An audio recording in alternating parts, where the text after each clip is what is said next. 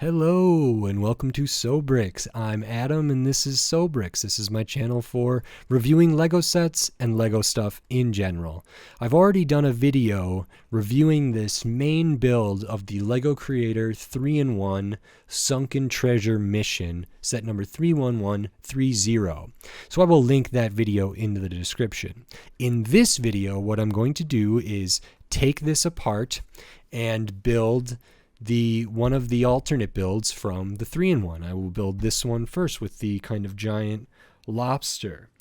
While I disassemble this and build this next one, I will speed the video up and then I will slow it back down to give my first reaction and my immediate thoughts and my review of this alternate build of this set. So, until then, enjoy.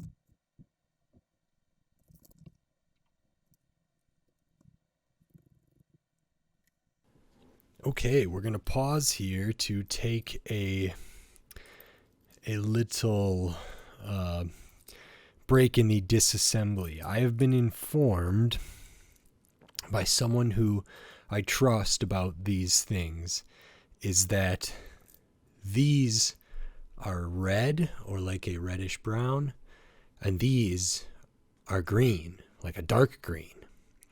I thought these were brown.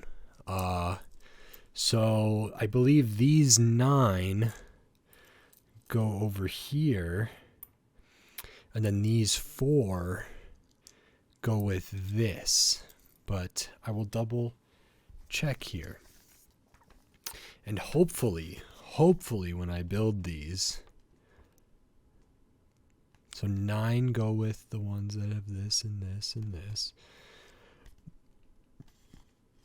9 go with these, which are also maybe green. I don't know what color those are. And then 4 of them are the ones that are this and this. Okay, so they should be separate now. And I'm going to try to keep them that way. When I go through the instructions, hopefully it'll be very clear to me which ones are which. I'm just going to do my best. Now, back to the disassembly.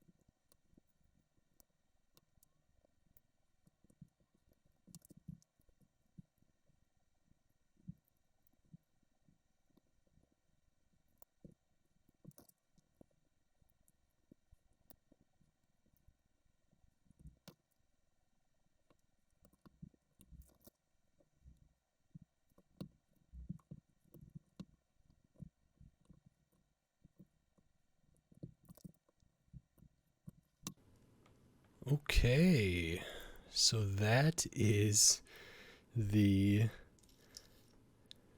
Giant Lobster type build. I'm just going to arrange some pieces here a little bit so I can remember where to put them when I take this apart.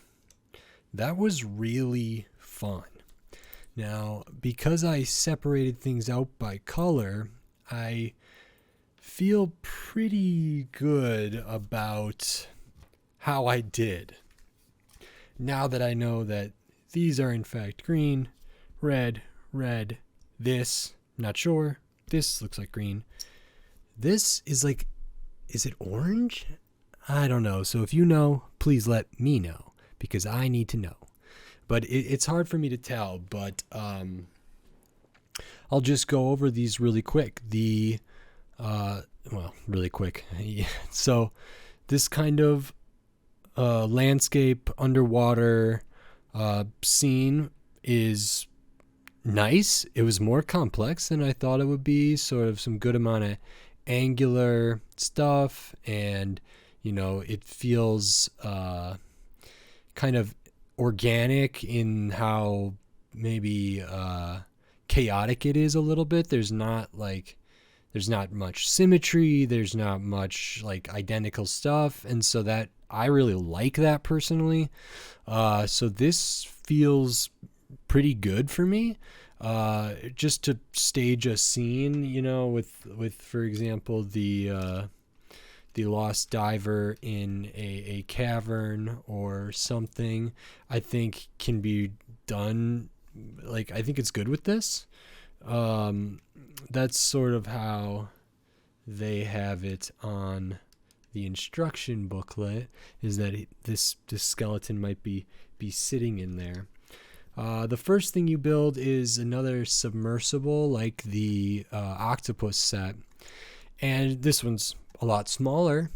Doesn't use all the yellow, doesn't use some of these other like Technic pins or other stuff that the other one used. Not any of these for different hatches or anything. So the top opens, minifigure can go in there.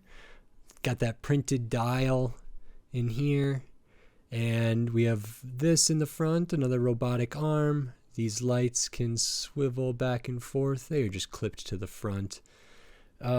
And nothing on the bottom except for these to maybe help stand it up, which I think actually looks really nice because it's almost like it's floating in the water because of that. And sort of hidden by these on the outside. So I really like that. I think this is a good play feature. Now, I was very happy with this lobster. I did not expect it to go like this. I mean, when I look at this, I can't see how the whole back is. I can't really see how thick or thin the body is. I see the front and I register it as what it is. But when I started putting this together and you put these bar elements in, and they're folded forward at first, and then you like the eyes go on probably a little bit before that, but these start out like this, and I'm like, oh, is that how those claws are attached? That's weird. And when the instructions told me to flip that up, I about lost my mind. I was like, oh, that is so clever, that is so fun, and I don't know if I would have thought about that, if I had been designing this. Then we get the tail has some articulation here. It can really curl up like a lobster. Even these little kind of just clipped elements here that hit that slope help give it kind of more of a shape from the front. And it's subtle and small, and I think it's wonderful. These claws are great. They're essentially functional. They can snip. And they look great, and they is a really smart use of parts in here. Great use of color. The legs, these are all fine. They were a pretty similar build to one part of the octopus tentacle kind of, and that's fine. They're on ball joints. They don't have a ton of range of motion, like back and forth. Like I would maybe want to position them, these ones maybe going more backwards, but they have a lot of up and down. I suppose this could be posed walking on its feet, maybe. Let's see here if we can get this to balance. Probably need more counterweight at the front. Actually, there we go. So I know you can't see that from my angle, or from this angle, but if you fold the feet in a particular way, or the legs in a particular way, it can stand on its own. The claws are off of the ground here. As you can see that, and actually the tail is elevated as well. So another really cool brick built animal that I frankly was shocked by how much I liked this. I have done a fair few brick built animals. Some are better than others. For example, I really liked the koi fish recently. The octopus was fine. Actually, it was pretty impressive. But I built that a while ago now, and so maybe there's some recency bias here, but I loved this. And I can't get over these antenna.